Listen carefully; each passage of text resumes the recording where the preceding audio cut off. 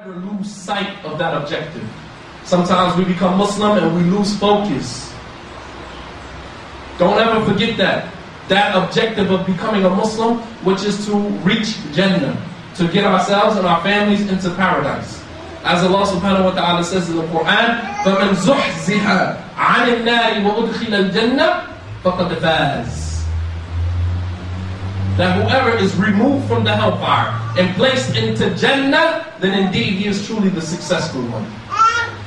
That's Allah subhanahu wa ta'ala defining for us what true success is. Because sometimes our priorities get mixed up and we start to think that success is because you got a big house. Success is because you got a nice car. Success is because you got a beautiful business. Success is because you got a beautiful wife.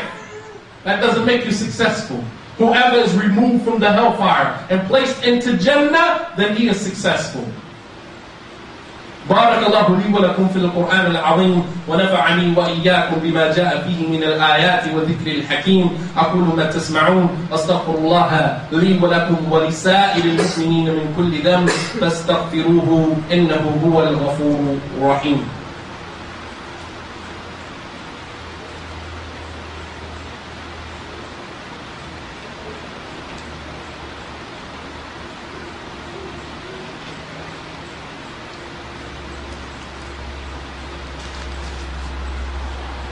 الحمد لله العلي الجبار غافر الذنب وقابل التوب شديد العقاب.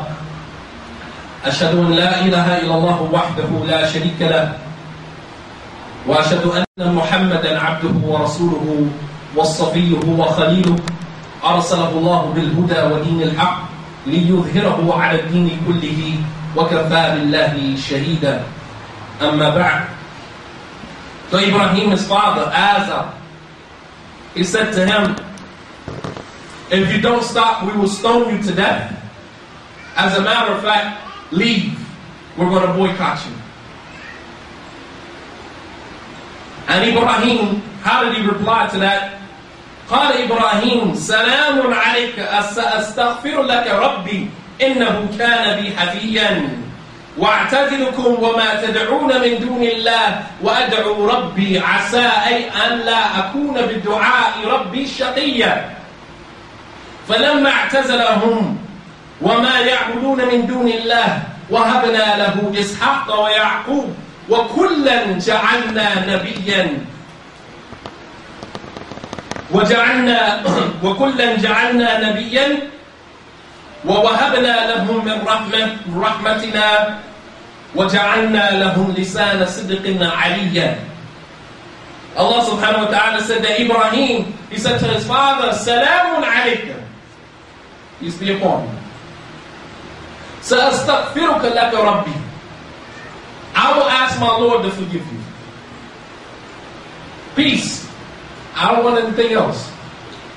And Imam Sa'di rahimahullah ta'ala said in his tafsir of this ayah that this is what you do when they make israr, when they are persistent upon their disbelief in their shirk. You submit. There's no need to keep going back and forth in an argument trying to convince him that what he's upon is batil. And this is to give us an idea, a module of how to call people to Islam. You're not going to say, Wallahi, I don't have that type of time.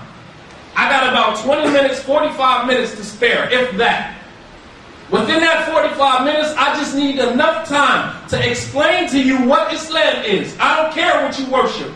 I don't care what you worship. That doesn't matter to me. All I need is a few minutes of your time. Let me explain to you what Islam is.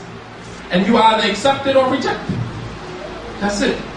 I'm not going to sit here and go back and forth with you and quote your verses from the Bible. Don't quote verses from the Bible with the kuffar. Don't do that. Allah subhanahu wa ta'ala has given us sufficient enough evidence in the Quran. And if the Quran is not a hujjah, if the Quran is not proof enough for you, then I don't know what is. You want to debate the Christian with their book?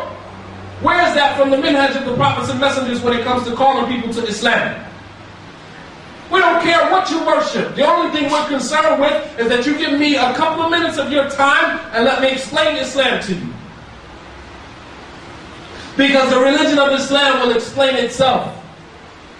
The religion of Islam, the content of the religion, I don't have to sit here and convince you that Islam is the truth. A 5-year-old, a 3-year-old can understand La ilaha illallah. And once the kuffar understand La ilaha illallah, that's all we're concerned with. The Prophet ﷺ, when he sent Mu'adh ibn Jabal, and he sent Abu Musa al-Ashari to Yemen, he said to them, call them to La ilaha illallah, Muhammad Rasulullah. And if they respond, فَإِنْهُمْ أَجَابُكَ لِذَلِكَ فَأَعْلَمْهُمْ أَنَّ اللَّهَ افْتَرَضَ عَلَيْهِمْ خَمْسَ الصَّلَوَاتِ فِي كُلِّ يَوْمٍ وَلَيْلَةٍ. And if they answer, if they respond to La ilaha illallah, then tell them that Allah has made 5 compulsory prayers obligatory upon them every day and night. Meaning, if they don't respond to La ilaha illallah, then don't go any further. Don't go any further. Stop at La ilaha illallah. That's the most important thing that we want the kuffar to understand. That there's nothing that deserves to be worshipped except Allah. La ilaha illallah does not mean that no God but Allah. La ilaha illallah means that there's nothing worthy of worship except Allah.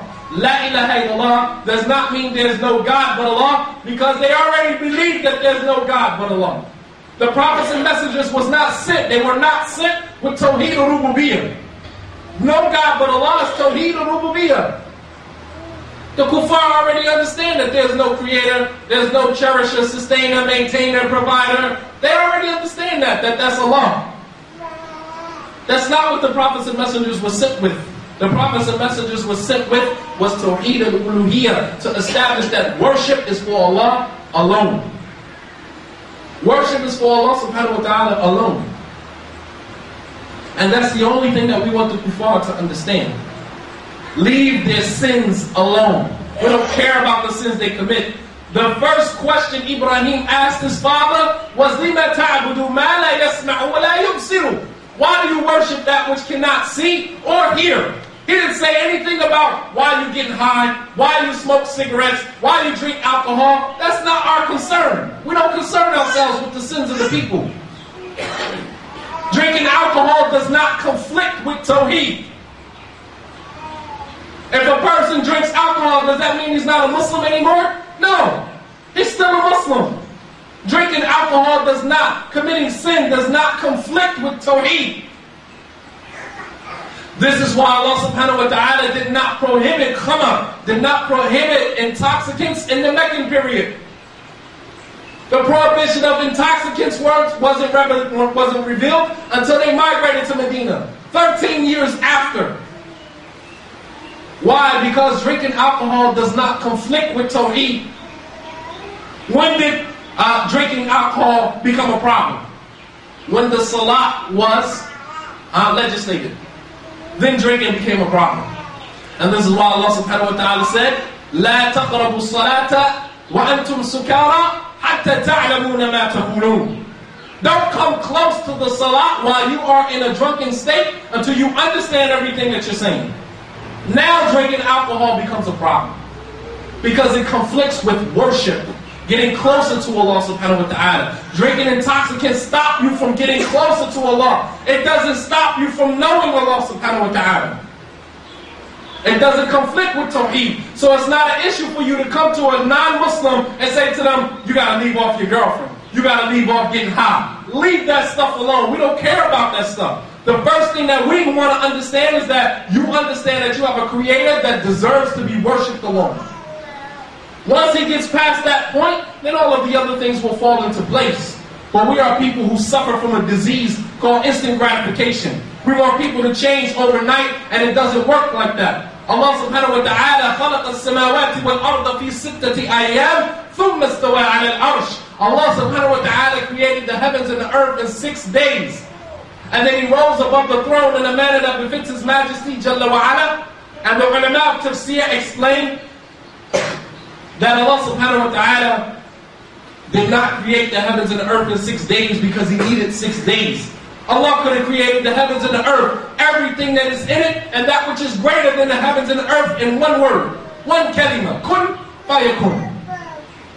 So now the question remains, then why did Allah subhanahu wa ta'ala create the heavens and the earth in 6 days? The scholars of tafsir explain that Allah created the heavens and the earth in 6 days to teach